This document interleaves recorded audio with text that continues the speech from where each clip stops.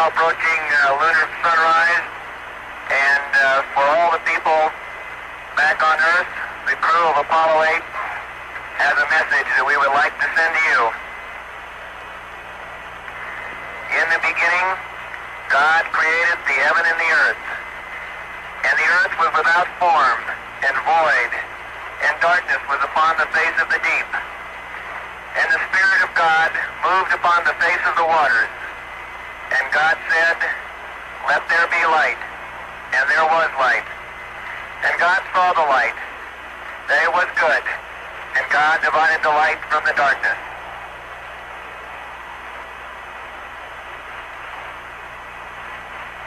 And God called the light day, and the darkness he called night, and the evening and the morning were the first day. And God said, "Let there be a firmament in the midst of the waters, and let it divide the waters from the waters." And God made the firmament, and divided the waters which were under the firmament from the waters which were above the firmament. And it was so. And God called the firmament heaven, and the evening and the morning were the second day.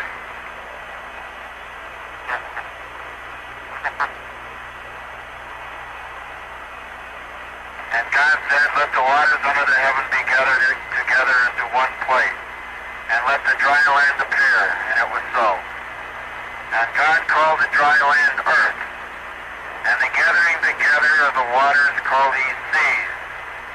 And God saw that it was good.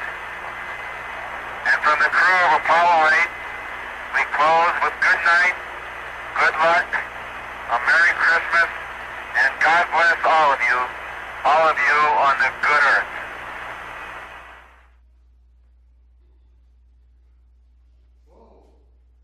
People back there. My goodness. You know, it seems like no matter how full the church is, the front row is always available. Plenty of space right up here, folks. Front row seat. It's good to have all of you here. Merry Christmas to all of you. I want to mention Shay and Afton. Thank you very much. Andrew, who's going to be playing for us in a bit, and Adam and Jill. Adam wrote that song for us. Did you write it last night, Adam? Is that what I heard? Last week. My goodness. So, yeah.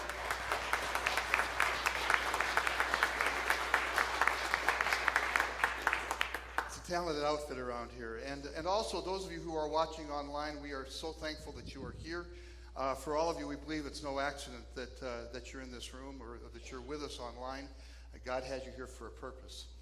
So the video clip I just showed you is something that I remember. In fact, it's in terms of Christmas Eve, aside from just the family celebrations itself, it is one of the most vivid memories I have.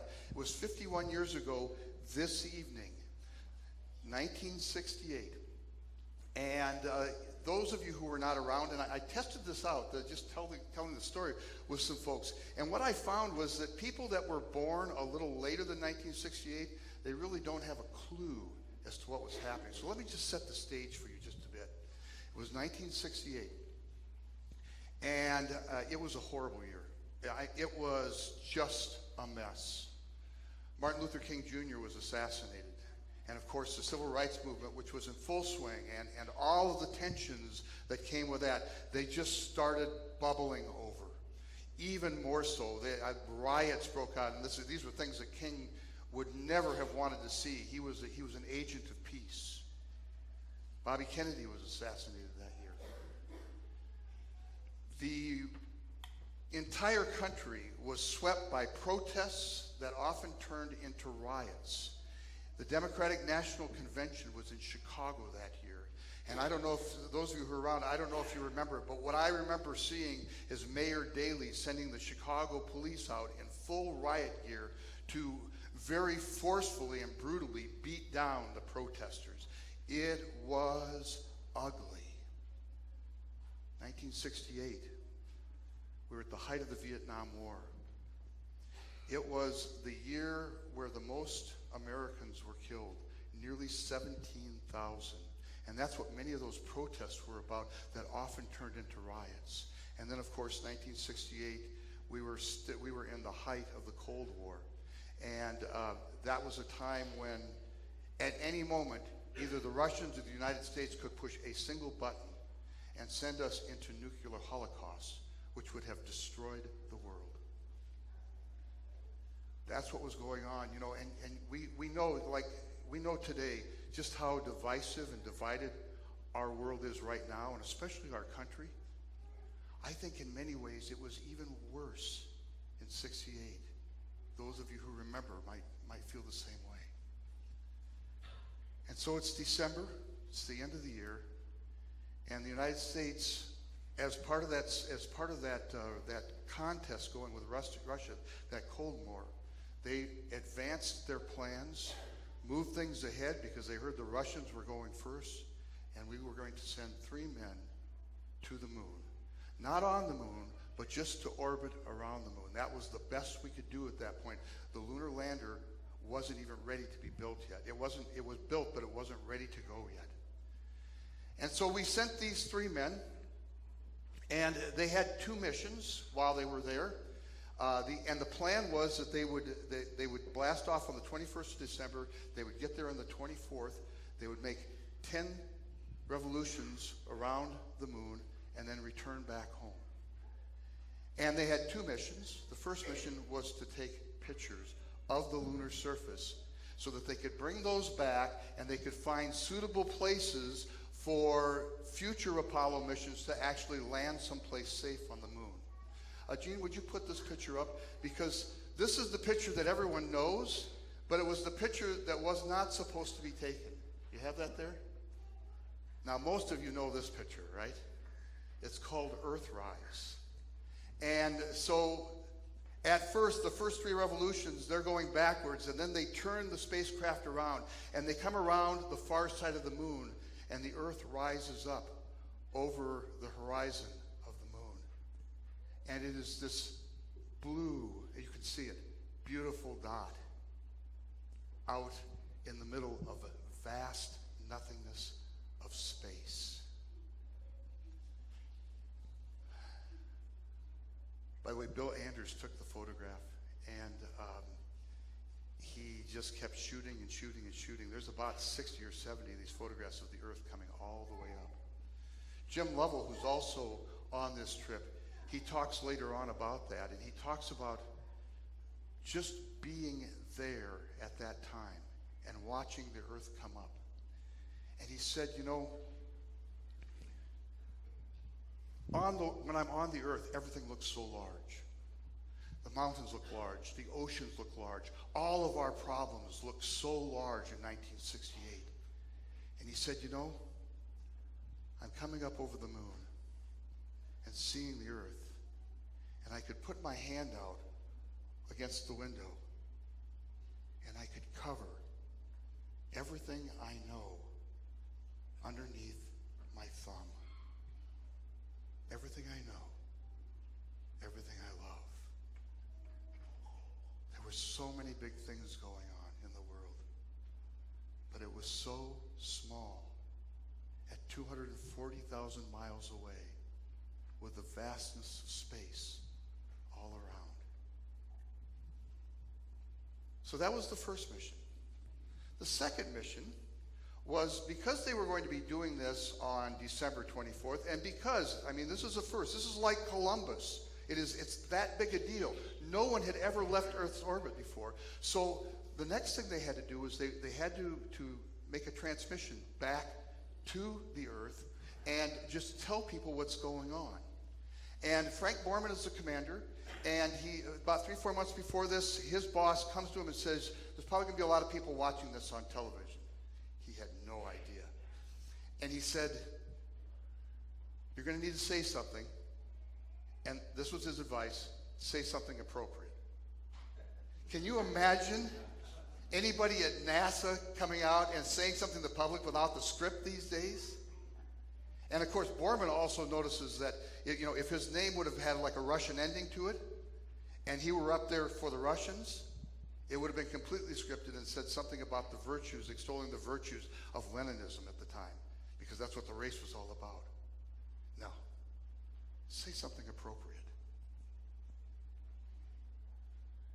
And they thought it over, and they asked a bunch of people, and they came up with what you just heard. The first 10 verses of the book of Genesis. And Bill Andrews starts, and he reads just a little bit. And he hands the microphone to Jim Lovell. And he reads a little bit. And Jim hands it to Frank Borman. And Frank reads the rest and bids us a Merry Christmas and a good night.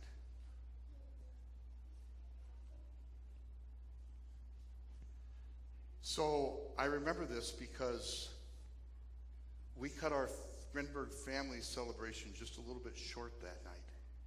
The entire family always got together at Lavin's place. That was my aunt. And we generally stayed there till it was time to go to church at about 10:30. But this night, we left at about 8 because we knew this was going to happen about 8:30. And we went home and we turned on the television. In our house, the television never came on Christmas Eve. But this was different. And we sat there and we watched that video that you just saw. And so did a billion other people. It was the most watched piece of television at that time ever. 1 out of every 4 people on the face of the planet heard these 3 men tell that story from the book of Genesis.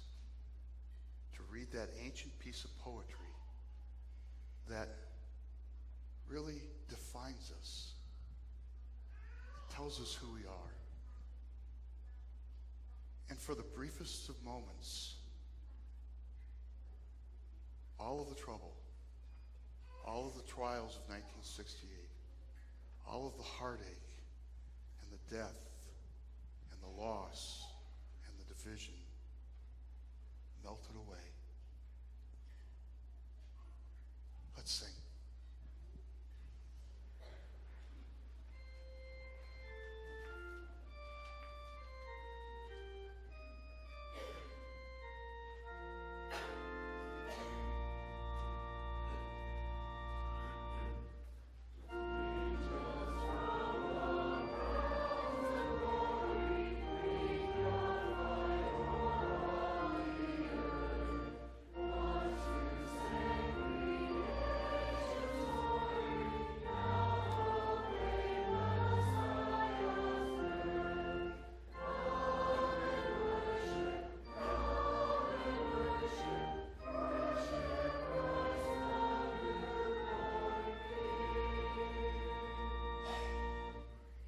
So as I thought about the story that we tell each other on this night, the story of the birth of Jesus Christ, it occurred to me that if you were going to sit down and make up a story about the coming of God into our world, there's no way in a million years it would look anything like the story that we have in our scriptures. It would probably look something more like the last scene out of Close Encounters of the Third Kind. It would be, this bombastically large thing, this shining specter in the night, and with lights and brilliance and the glory of God coming down out of the heavens to come onto earth. It would look something like that.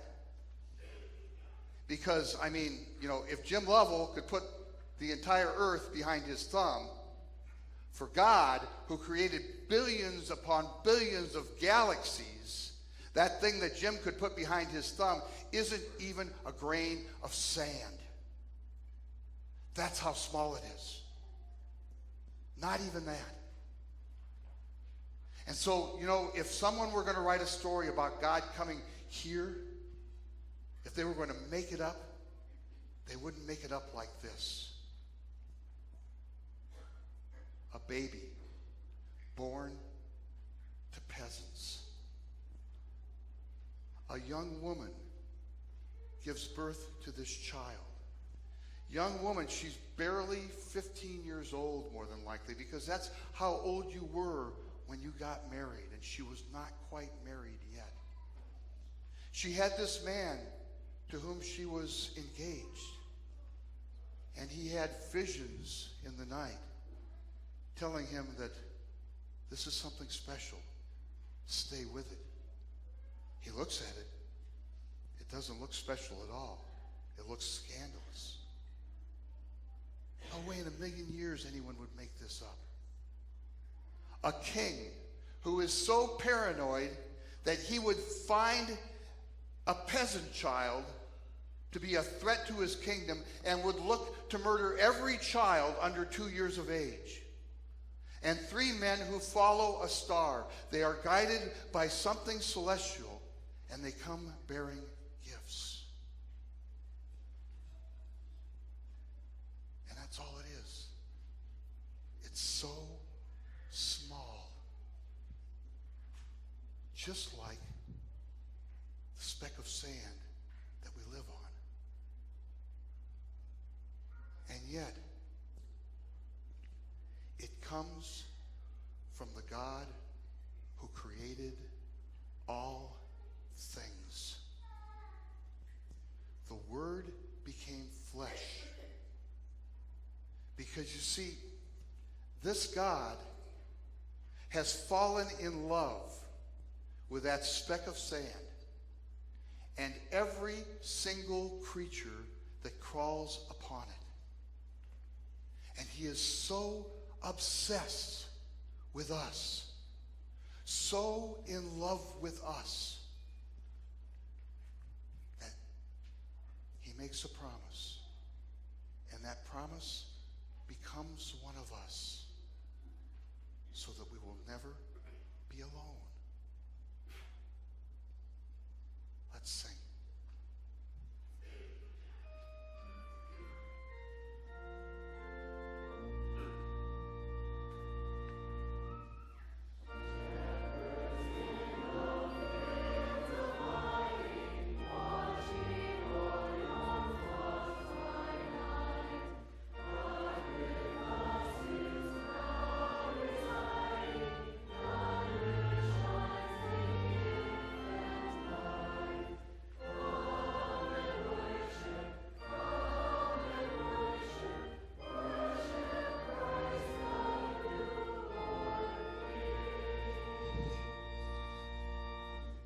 So John says the Word became flesh and dwelt among us, full of truth and grace.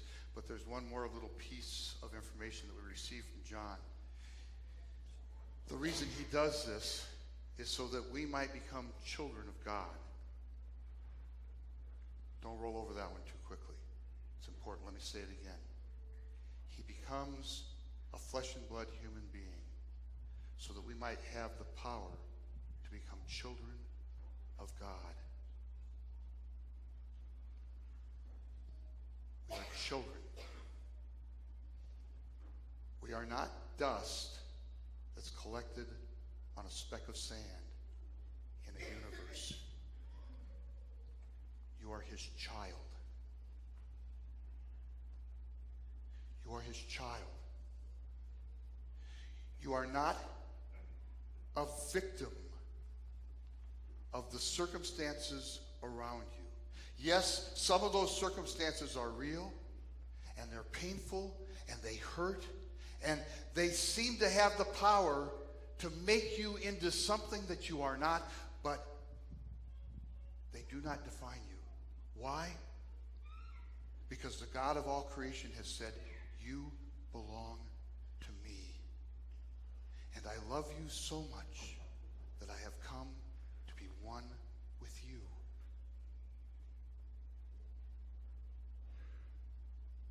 You are a child. You are not the pain that you know in this life.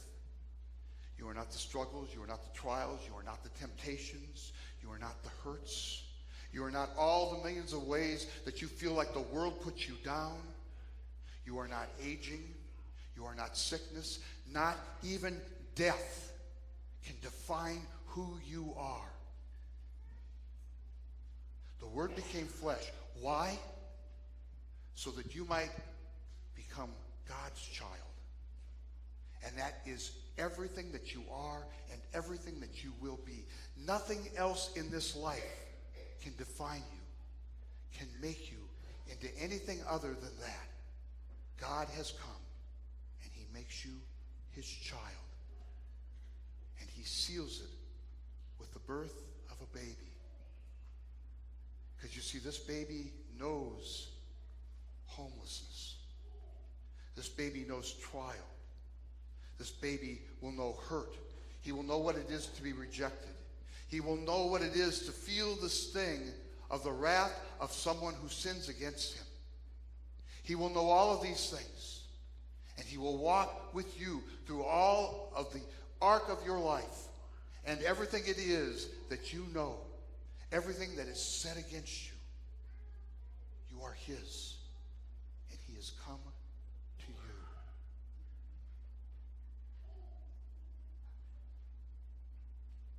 So I think about Christmas, and I think about this message and the way it defines us and who we are. And I look around a world that is not a lot different than 1968, with all the division, all the strife, all the threats. I watch as people I love are aging. I watch as people I care for are facing mountains upon mountains of trial and trouble and uncertainty. And I want to leave this with you.